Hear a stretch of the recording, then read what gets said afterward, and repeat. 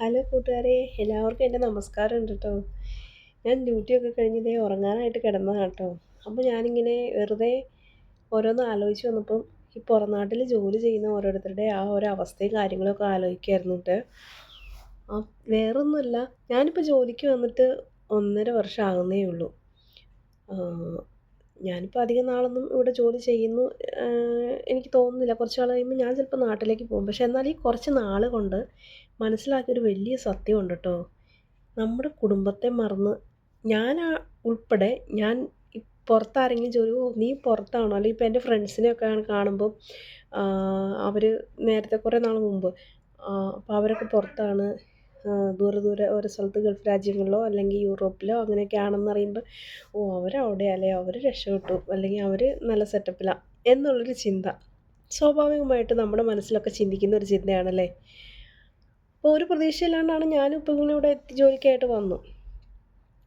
പക്ഷേ ഇപ്പോൾ ഇവിടെ വന്നു കഴിഞ്ഞപ്പോൾ ഒറ്റയ്ക്കൊരു ജീവിതം ജീവിക്കേണ്ടി വന്നപ്പോഴാണ് മനസ്സിലാവുന്നത്, ഈ പുറത്ത് ജോലി ചെയ്ത് ജീവിക്കുന്നവരാരും സന്തോഷത്തിലല്ല കേട്ടോ ജീവിക്കുന്നത്.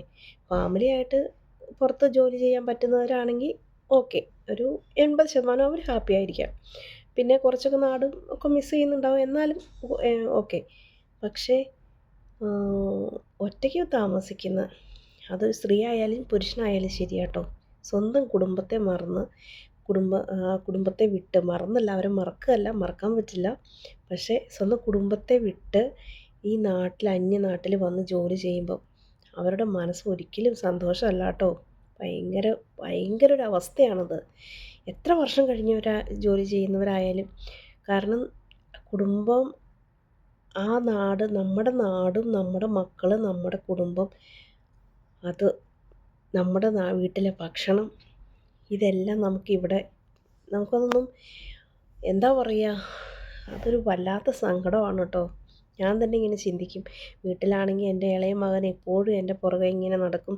ഞാൻ മോളായാലും ശരിയാണ്, എപ്പോഴും അടുക്കളയിൽ എന്തെങ്കിലും ഞാൻ ജോലി ചെയ്യുകയാണെങ്കിൽ പോലും എൻ്റെ പുറകെ അവരുണ്ടാവും. അവരുടെ കൂടെ സംസാരിക്കുന്നു, അവരുടെ കൂടെ തമാശ പറഞ്ഞ് ഞാൻ എൻ്റെ പിള്ളേരുടെ കൂടെ അവരിൽ ഒരാളായിട്ട് നടന്നയാളാണ് ഞാൻ. അങ്ങനെ കൂട്ടുകൂടി നടന്ന് ചിരിയും തമാശയും നിറഞ്ഞ് ഞങ്ങളുടെ ആ ഒരു വീട്ടിൽ നിന്ന് ഞാനിങ്ങോട്ട് വന്നിട്ട് നമ്മുടെ ഓരോ സാഹചര്യങ്ങൾ കൊണ്ട് നമ്മളിങ്ങനെ വന്ന് ജോലി ചെയ്യേണ്ടി വന്നു കാര്യം ശരിയാണ്. പക്ഷേ അയ്യോ, ഈ പ്രവാസം, പുറത്ത് ജോലി ചെയ്യുന്ന എല്ലാവരെയും നമസ്കരിക്കണം കേട്ടോ. കാരണം അതൊരു വല്ലാത്തൊരവസ്ഥയാണ്. അത് അനുഭവിച്ചറിയണം, അത് അനുഭവിച്ചാൽ മാത്രമേ അറിയാൻ പറ്റത്തുള്ളൂ. അയ്യോ, വല്ലാത്തൊരു ഒറ്റപ്പെടലാണ്. ഇനി ഒരിക്കലും ഇങ്ങനെ പുറത്ത് വന്ന് ജോലി ചെയ്യാൻ ആരോടും പറയാൻ എനിക്ക് തോന്നുന്നില്ല കേട്ടോ. ഇപ്പോഴത്തെ ന്യൂ ജനറേഷൻ പിള്ളേർ മൊത്തം ആഗ്രഹിക്കുന്നത് പുറത്ത് പോയി ജോലി ചെയ്യാനാണ്. അത് ഒരു പരമാർത്ഥമായൊരു സത്യമാണ് കേട്ടോ. പക്ഷേ എനിക്ക് തോന്നുന്നു, പക്ഷേ അവരൊക്കെ ഫാമിലി ആയിട്ട് ജീവിക്കുകയാണെങ്കിൽ ഓക്കെ, സെറ്റാണ്. പിന്നെ വിവാഹത്തിന് മുമ്പ് ജോലി ചെയ്യാനൊരവസരം ഉണ്ടെങ്കിൽ അങ്ങനെ വന്ന് ജോലി ചെയ്യുന്നവർക്കും നല്ലതാണ്. കാരണം വിവാഹത്തിന് മുമ്പ് ആൺകുട്ടികളൊക്കെ ആണെങ്കിൽ തന്നെയും അച്ഛനമ്മ ആ ഒരു കമ്മിറ്റ്മെൻറ്റൊക്കെ വളരെ കുറവാണ് ഇന്നത്തെ കാലത്ത് പ്രത്യേകിച്ച്.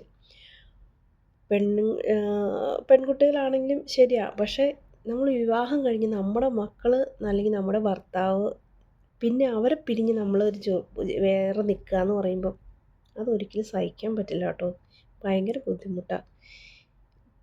പുറത്ത് ജോലി ചെയ്യുന്നവരോട് എല്ലാവരും ചോദിക്കും, സുഖമല്ലേ? ആ, സുഖമാണ്, അതല്ലേ നമുക്ക് പറയാൻ പറ്റുള്ളൂ. പക്ഷേ ഈ പുറത്ത് ജോലി ചെയ്യുന്ന ഒരു മനുഷ്യനും അത്രമേൽ സന്തോഷത്തോടെയാണ് കഴിയുന്നതെന്ന് എനിക്ക് തോന്നുന്നില്ല കേട്ടോ.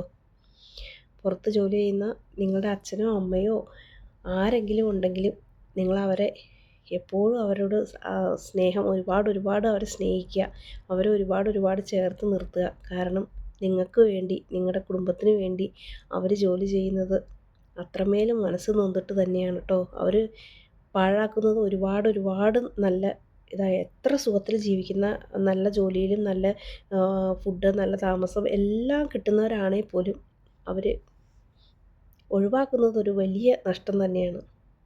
അവരെ എപ്പോഴും കൂടെ ചേർത്ത് നിർത്തുക കേട്ടോ. എപ്പോഴും സ്നേഹിക്കുക.